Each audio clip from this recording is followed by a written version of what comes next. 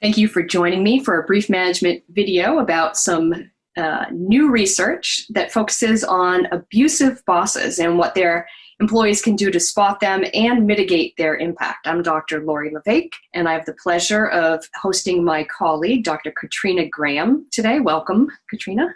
Thank you for having me. And so you research ethics in the workplace, dysfunctional leadership, employee-supervisor relationships. And so I wanted to talk to you today a little bit more about the work that you've done looking at abusive supervision.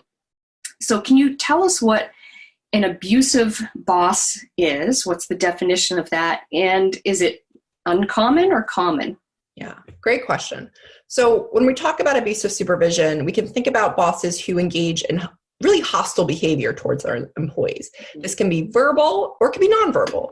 So that could include, being rude, belittling people, putting them down. The nonverbal cues could be giving them the silent treatment, gossiping about employees behind their backs. And so this is all on a spectrum.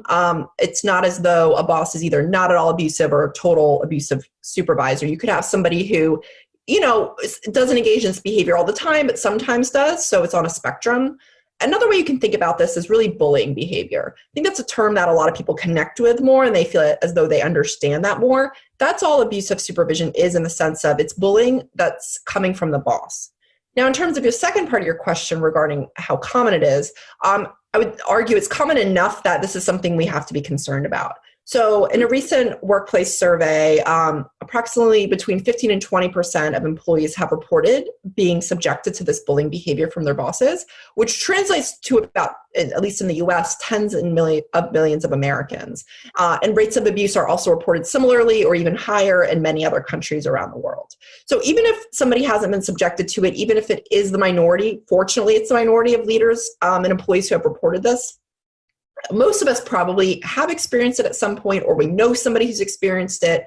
Whenever I talk about this with any lay person, they often can think of an example, whether it was themselves or somebody else. So I would argue this does touch most people in some way at some point in their careers, even if they don't have an extremely abusive supervisor. So that's basically the definition. And that's why I personally am so passionate about researching it, because I want to understand why there are so many dysfunctional and maybe bad bosses in this world. They are the minority, but what can we do to prevent this kind of behavior? Because we know that there's terrible outcomes from it, lower productivity, employee trauma, psychological trauma for employees, so it does affect the bottom line at many organizations. So it's something that we need to prevent as best we can. So for these abusive bosses, are they abusive to all of their subordinates?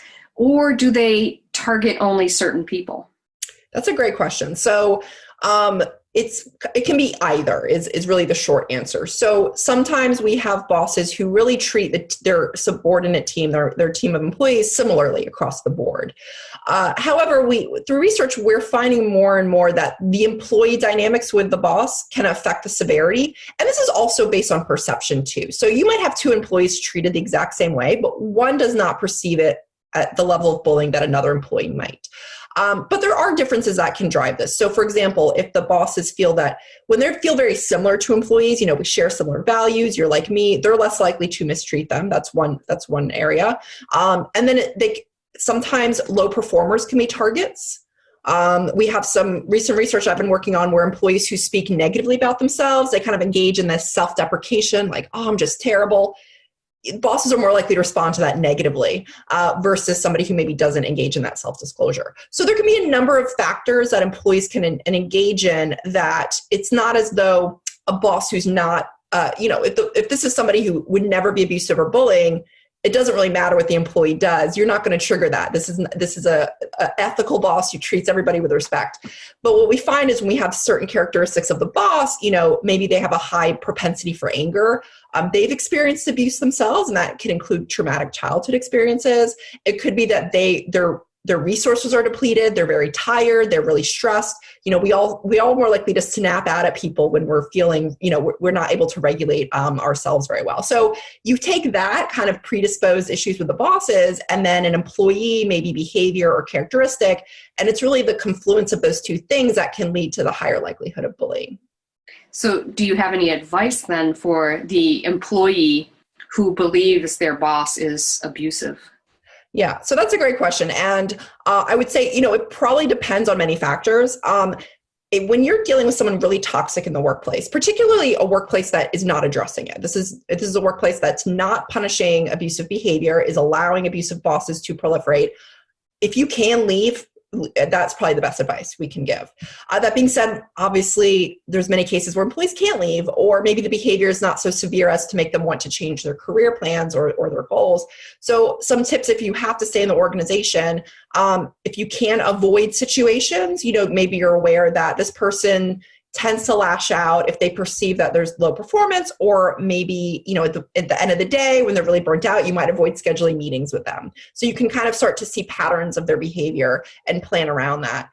Coworker support is huge, and family support too. So having social support is a really big buffer for people for their psychological effects. And really just thinking about how vulnerable you make yourself, right? You might just have to be more cautious about what you disclose to your boss. You might want to develop other relationships in the workplace. So if this is a boss you cannot rely on, maybe there's other leaders or other mentors that you could seek out in the workplace. So it's not that you're probably going to have much impact on changing their behavior. We often think about these things and how can I change this person? Especially when you're dealing with a boss.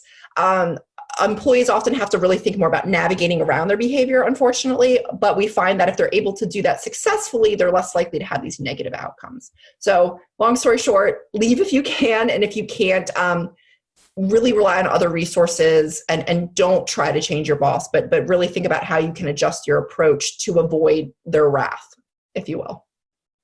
It must be a relief in a way for some people to hear about this research, to know it's not just them that has experienced this with their boss.